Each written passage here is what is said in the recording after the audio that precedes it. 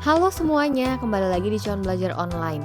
Apa kabar teman-teman semua? Semoga dalam keadaan yang sehat dan semangat untuk belajar ya. Sebelumnya kita sudah belajar tentang salah satu pembagian kingdom protista, yaitu protista mirip hewan. Nah, pada kesempatan kali ini kita akan membahas tentang kingdom protista pada bagian protista mirip tumbuhan. Bagi teman-teman yang belum subscribe, silahkan subscribe dulu ya, supaya kalian tidak ketinggalan video-video kami berikutnya. Nah, sekarang kita akan membahas pengelompokan protista yang kedua, yaitu protista mirip tumbuhan atau yang sering disebut dengan alga. Alga dikatakan mirip tumbuhan karena berklorofil dan mampu berfotosintesis seperti halnya tumbuhan. Tetapi alga tidak termasuk tumbuhan karena alga tidak mempunyai akar, batang, dan daun sejati. Oh iya, apa saja ciri-ciri alga, Kak? Ya, alga mempunyai ciri-ciri, yaitu yang pertama autotrof, artinya berklorofil dan dapat melakukan fotosintesis sendiri dengan bantuan sinar matahari, air, dan karbon dioksida.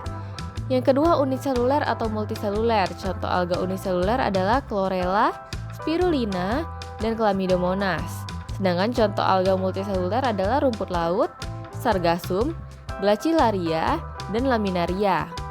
Yang ketiga, habitatnya beragam. Sebagian besar hidup di lingkungan berair, baik di air tawar maupun air laut. Yang keempat, memiliki pigmen fotosintetik yang beragam. Selain memiliki pigmen klorofil, alga juga memiliki pigmen phycobilin dan karotenoid yang memberi warna merah, coklat, atau kuning. Yang kelima, mengenai cara reproduksi. Reproduksi alga dapat secara vegetatif maupun secara generatif. Reproduksi secara vegetatif dengan membelah diri, fragmentasi, dan membentuk spora. Contohnya yaitu Chlorella, Euglena viridis, dan Chlamydomonas. Juga secara generatif dengan cara penyatuan gamet. Contohnya yaitu Spirogyra, alga merah, dan alga coklat. Yang keenam, tidak memiliki jaringan sejati. Ya, meskipun multiseluler, alga tidak memiliki akar, batang, dan daun sejati seperti tumbuhan. Berdasarkan pigmen yang dikandungnya, alga terbagi menjadi 4, yaitu alga hijau atau Chlorophyta, alga coklat atau Phaeophyta, alga emas atau Chrysophyta, dan alga merah atau Rhodophyta. Kita akan bahas satu persatu dimulai dari alga hijau atau Chlorophyta yang sering dijumpai di air tawar, air laut, maupun di tempat lembab di daratan. Kolam yang banyak ditumbuhi alga ini biasanya berwarna kehijauan. Contoh dari alga hijau adalah Chlorella, Spirogyra, dan juga Volvox. Alga hijau juga memiliki peran penting dalam ekosistem, diantaranya adalah sebagai sumber utama oksigen dan makanan di banyak ekosistem perairan. Yang kedua juga berperan dalam menjaga keseimbangan nutrisi dan kualitas air, mengurangi kadar karbon dioksida, serta membantu menjaga keseimbangan kadar nitrogen dan fosfor dalam perairan. Selanjutnya, alga hijau juga bermanfaat dalam industri seperti alga hijau Chlorella yang digunakan sebagai suplemen kesehatan dan beberapa produk kosmetik dan juga perawatan kulit. Yang kedua adalah alga coklat atau Phaeophyta. Alga coklat umumnya hidup di perairan pantai yang beriklim dingin dan juga di air tawar.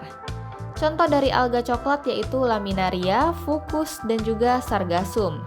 Sama seperti alga hijau, alga coklat juga berperan dalam ekosistem laut seperti produsen primer, juga digunakan dalam industri makanan, kosmetik, obat-obatan, dan juga farmasi. Yang ketiga yaitu alga emas atau Chrysophyta. Alga keemasan umumnya ditemukan di perairan tawar dan laut, terutama di tempat dengan tingkat cahaya yang cukup dan kandungan nutrisi yang tinggi. Contoh dari alga ini adalah Dinobrian, Sinura, dan Ochromonas. Sama seperti sebelumnya, alga emas memiliki peran penting dalam ekosistem perairan sebagai produsen primer, sebagai penyumbang oksigen di lautan dan perairan lainnya, juga menjadi sumber makanan bagi berbagai zooplankton dan ikan kecil di ekosistem perairan. Yang keempat adalah alga merah atau Rhodophyta. Contoh dari alga merah adalah Eucheuma spinosum yang sering dipakai sebagai pengental dalam industri makanan, kosmetik, dan juga farmasi. Lalu ada juga Gelidium dan Glacilaria yang digunakan untuk menghasilkan agar-agar. Selain itu, alga merah berguna untuk industri kosmetik, cat, es krim, dan juga yogurt. Nah, sekarang kita sudah menyelesaikan materi tentang kingdom protista mirip tumbuhan mulai dari contoh dan juga manfaatnya. Jangan lupa like, share, dan subscribe ya. Terima kasih dan nantikan video-video berikutnya.